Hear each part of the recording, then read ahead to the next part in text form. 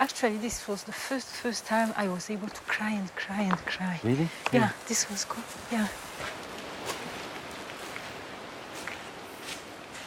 It's, when you look at it, and there's just one of the saddest things here is you see a little kid's skull, and there are many, many around here, many. This thing, you know, what happened here in Nyarabouye took place over 3 days. Wasn't it just one-off outbreak of madness? But they would kill from 8 o'clock in the morning. They arrived at 8 o'clock in the morning. They killed from 8 o'clock until 5. Then they went home for tea. And they cut the tendons on the legs of the people so that they couldn't escape. Those that they hadn't killed, they cut the tendons on their legs so they couldn't escape. And they came back the following morning to finish the job. So coming up the road, you sort of think it's completely in the middle of nowhere. This church suddenly comes out. So people probably came here for safety, or... That's what happened. They came here for safety. And because the mayor of this area, a guy called Gachum Beatsi, you know, he put the word out. Right. As you know, Esther, as you saw happen with your relatives, people were told to go to churches as places of safety. And of course it wasn't about safety, it was getting them into one place so they could be killed more easily. I find this, because it's particularly the clothes, because they're personal things, you, I don't know, it's, it's just such a waste, such a waste.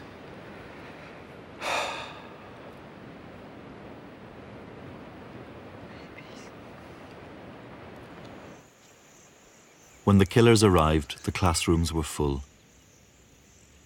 There are no more lessons here. Only old clothes to remind the living of the price paid. Nobody knows how many were killed, except to say that they numbered thousands. There was no inches in Rwanda where people were not killed. And it was all over, and it was everybody. You have old people who my mother was in bed, she couldn't walk. You have babies like this baby. You have everything. Everybody. Sometimes I just wonder, I don't know what is happening in the mind of the killers. They were human beings, and they killed human beings themselves. They lost their humanity. So who are they now? Sometimes we said we are living dead. We try to be alive, and not alive dead. But I think it must be something similar for the killers. One day I will have the courage. I will talk to them. And there is a moment, well, certainly when I came here first, where whatever you believe in about people just gets blown away, and about a force for good. Now it's come back, you know, and people like you make me feel that it's there. The fact that you can even talk about forgiveness and reconciliation.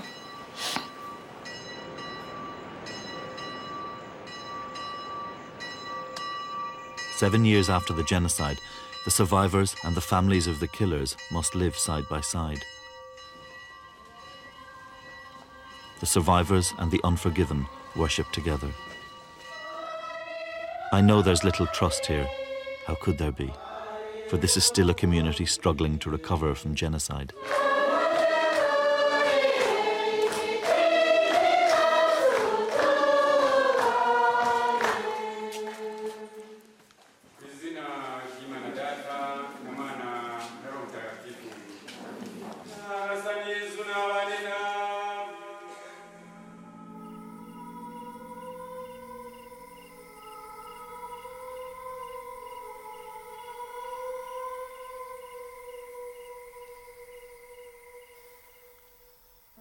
At Nyarabouye during the genocide, I met Valentina, a child who'd suffered terrible injuries from machete blows. Valentina was one of the few survivors of the massacre and had seen her family killed.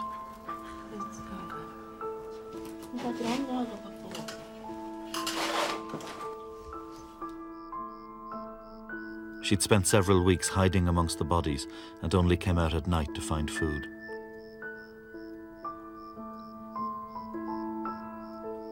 Valentina was close to death when she was rescued.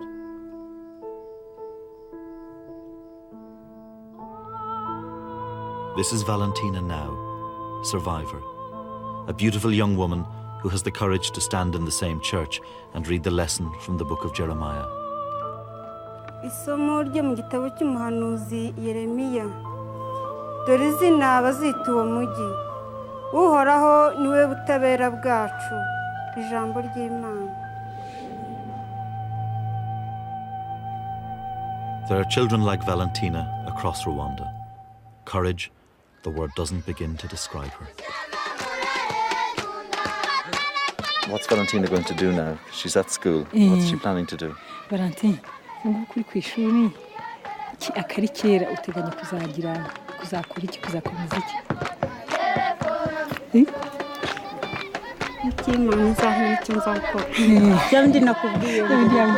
Yeah, Valentina plans to finish her secondary school and if possible to do biology and chemistry so that at university she can make medicine. She wants to be a physician. A doctor? She wants to be a doctor later on.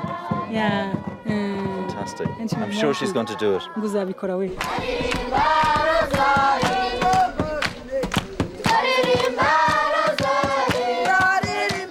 We started out by saying that this was a love story.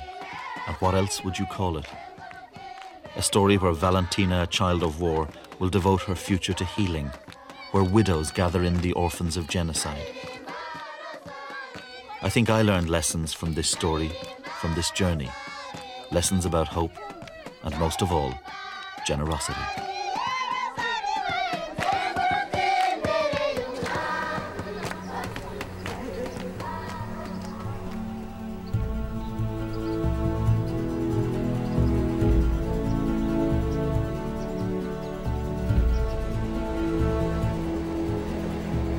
Rwanda's the kind of place that once it has touched you, it never ever goes away.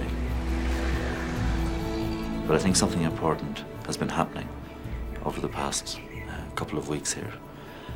And that is I have been able to not banish the memories of what happened, but to set alongside them some other memories, some of the smiles that we came across, principally the courage and a feeling of hope.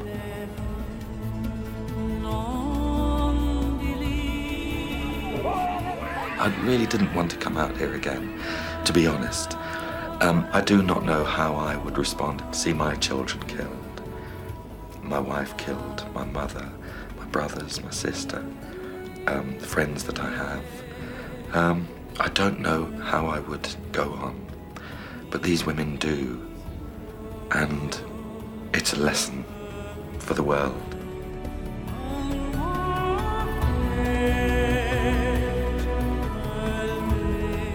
I see Rwanda a little bit like I see AVEGA. So in the same time, you have some hope because you see again how people have struggled.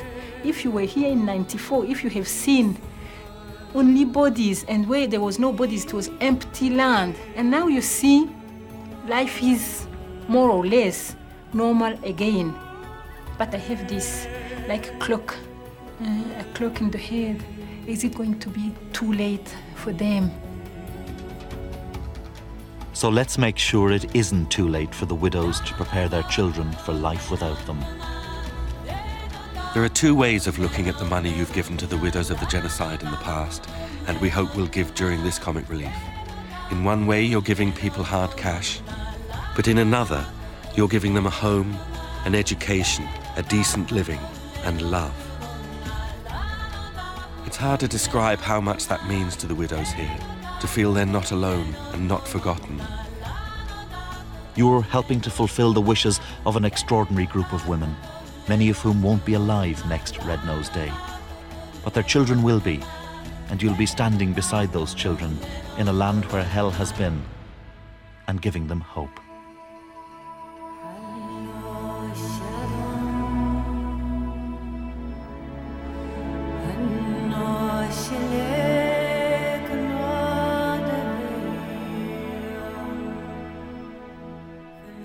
You can make a donation by calling 08457 910 910. Red Nose Day is on Friday the 16th of March.